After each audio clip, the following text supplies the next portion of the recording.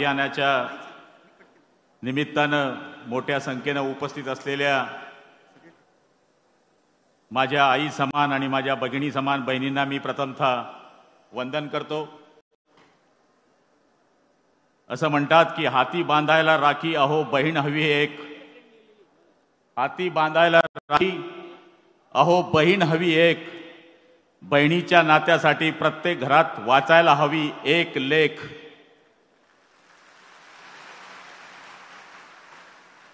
आज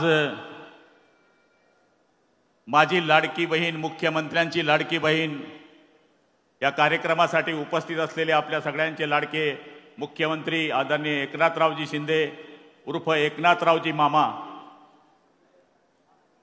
व्यासपीठावर उपस्थित आदरणीय नामदार उपमुख्यमंत्री देवेंद्रजी फडणवीस साहेब, नामदार अजित पवार साहेब, आदरणीय गिरीश भाऊ, आदरणीय अनिल भाऊ, सगळे सन्माननीय आमदार, बंधू भगिनी आणि माझ्या लाडक्या बहिणींनो, मी प्रथमतः आदरणीय शिंदे साहेबांचं आपल्या जिल्ह्यामध्ये आणि उपमुख्यमंत्री दोघांचं या ठिकाणी खूप खूप स्वागत करतो। आपल्या बहिणींच्या मागे जन्मभर उभा राहील अशा पद्धतीनं शपथ खाणारे आपण सगळे भाऊ, त्याच पद्धतीनं बहिणींच्या बायाच्या भावाची पाठीशी उभं राहण्याची शपथ घेतलेले हे आपले तिघे नेते आज जळगावमध्ये येत आहेत। आज आपल्याला सांगायला अभिमान वाटेल की जळगाव जिल्ह्यामध्ये साहेब आम्ही 5,20,000 अर्ज या ठिकाणी भरलेले आहे आणि सगळ्यांचा विचार केला तर महिन्याला 78 कोटी आणि वर्षाला 940 कोटी रुपये हे जळगाव जिल्ह्यामध्ये या ठिकाणी लाडक्या बहिणींना मिळणार आहे। साहेब आपला आभार मानलं पाहिजे की आपण अंगणवाडी सेविकाच्या मानधनामध्ये 5,000 वरून 10,000 केलेत, CRPना 3,000 वरून 6,000 केलेत, महिलांना आयुष्यमान भारत अंतर्गत 5 लाखापर्यंत मोफत उपचार आपण केला, बसमध्ये महिलांना 50% सवलत दिली आणि आशा वर्करांच्या मानधनामध्ये सुद्धा आपण दुप्पट वाढ केली। आपला भाऊ, आपला मुलगा समजून आपण आशीर्वाद जनतेचा घेतला। लाडक्या बहिणींसाठी, घटकांसाठी आपण राबवलेल्या योजना या ठिकाणी सगळ्यांच्या लक्षात राहणार आहे। काही लोक आता आपल्या बाबतीमध्ये अफवा फैलवत आहेत, भूल थापा मारत आहेत की निवडणुकीपुरती ही योजना आहे, पण या राज्याचे गल्ला मंत्री आणि या राज्याचे उपमुख्यमंत्री नामदार अजित पवार साहेब या ठिकाणी उपस्थित आहे। त्यांनी कॅबिनेटमध्ये 35,000 कोटी रुपयाची तरतूद आपल्या बहिणींकरता केलेली आहे। त्यामुळे या भूलथापांना या ठिकाणी कोणी पडायचं नाहीये। आपल्याला माहिती आहे आता या बहिणी जर आमच्या मागे उभं राहिल्यात, या बहिणी आमच्या मागे उभं राहणार आहे। 3 महिन्यांनी आमच्या निवडणुका येत आहेत आणि समोरच्यांना माहिती आहे की त्यांचे घोडे फरार आणि टांगा पलटी होणार आहे, हे आमच्या बहिणींनी या ठिकाणी ठरवून घेतलेलं आहे। आज या जळगाव जिल्ह्यामधल्या या 3-4 दिवसाच्या केलेल्या आयोजनामध्ये, या कार्यक्रमामध्ये आपण पाहिलं असेल की उत्स्फूर्तपणे या आमच्या सगळ्या बहिणी या ठिकाणी उपस्थित राहिलेल्या आहेत। या जळगाव जिल्ह्यामध्ये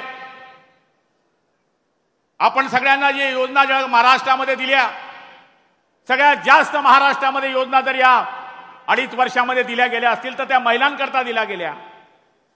मग महिलांना अर्ध तिकीट असेल, जन्माला आली मुलगी तिच्या पहिल्या वर्षाला 5,000 रुपये, तर ती 18 वर्षाची होईपर्यंत 1,01,000 तिच्या अकाउंटवर जाणं असेल।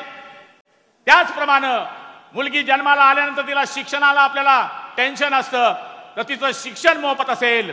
आणि त्याचबरोबर माझ्या लाडक्या बहिणीला 1,500 रुपये महिने असतील।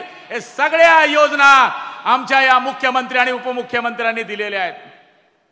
आज जळगाव जिल्ह्यामध्ये आपण आलेत म्हणून या जिल्ह्याचा पालकमंत्री या नात्यानं 2-3 मागण्या मी आपल्या समोर मागून माझं भाषण संपवणार आहे। काही बातम्या आदरणीय देवेंद्र भाऊ नारपारच्या बाबतीमध्ये या ठिकाणी फैलवल्या जात आहेत की नारपार योजना घुसाळली गेली। काही 30-35 तोडके आता इथे बाजूला उभे होते, ते झेंडे घेऊन आले पण झेंडे घेऊन वापस गेले। सांगायचा अर्थ असा, झेंडे दाखवायचा आणि दादागिरी करायचा धंदा आमचा आहे, त्यांचा नाहीये. त्यामुळे नारपारच्या बाबतीमध्ये 17,000 हेक्टर जमीन आमची सिंचनाखाली येणार आहे. तर त्या बाबतीमध्ये आपण आमच्या जनतेला खुलासा करावा. चोपडा आणि यावल तालुक्यामध्ये आदरणीय आमदार लताताई सोनवणे आणि आमच्या सगळ्यांच्या पाठपुराव्यामुळे आपण 500 कोटी रुपये सिंचनाकरता दिले, त्याबद्दल मी आपले सुद्धा आभार मानतो. विधानसभेच्या वेळी आम्ही मागणी केली होती केळी महामंडळ व्हावं, त्याच्याकरता तुम्ही आम्हाला 50 कोटी रुपयाची तरतूद करून दिली, त्याबद्दल सुद्धा मी आपले आभार मानतो. बहिणाबाईंच्या आणि बालकवी ठोंबरेंच्या स्मारकाला आपण मंजुरी दिली, त्याबद्दल सुद्धा मी आपले आभार मानतो. एरंडोल MIDC असेल, मुक्ताईनगर MIDC असेल, शेतकऱ्यांना मोफत वीज योजना असेल, या सगळ्या योजना आपण आमच्या जिल्ह्याकरता सुद्धा दिल्या, त्याबद्दल माननीय मुख्यमंत्र्यांचे आणि उपमुख्यमंत्र्यांचे मी खूप खूप आभार मानतो. वेळ भरपूर झालेला आहे. 12 वाजेपासून महिला या ठिकाणी आलेल्या आहेत आणि 12 वाजेपासून महिला आलेल्या असून सुद्धा एकही महिला इथून जायला तयार नाही आहे. बाहेर सुद्धा महिला बसलेल्या आहेत, या साईडला सुद्धा महिला बसलेल्या आहेत.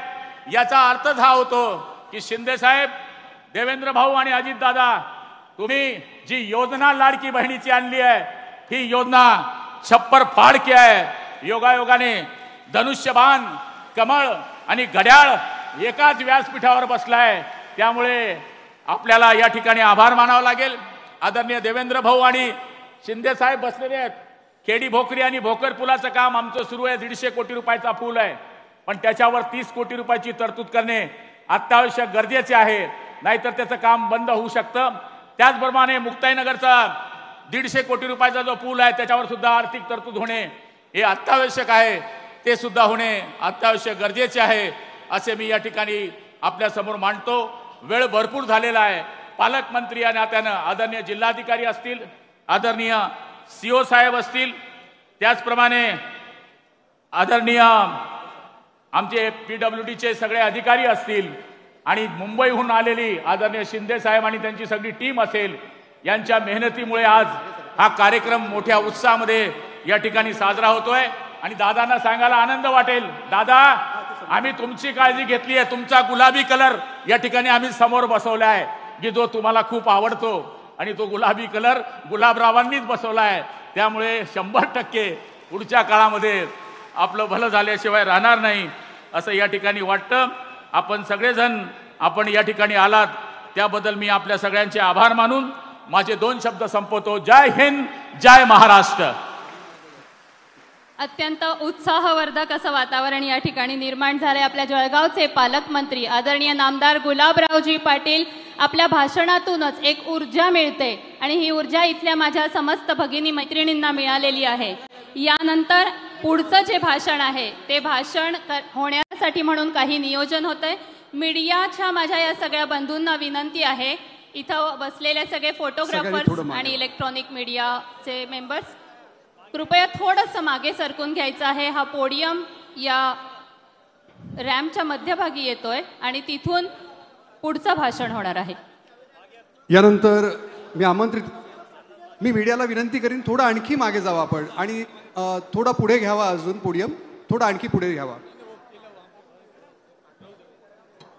यानंतर महाराष्ट्राचे उपमुख्यमंत्री तसंच अर्थमंत्री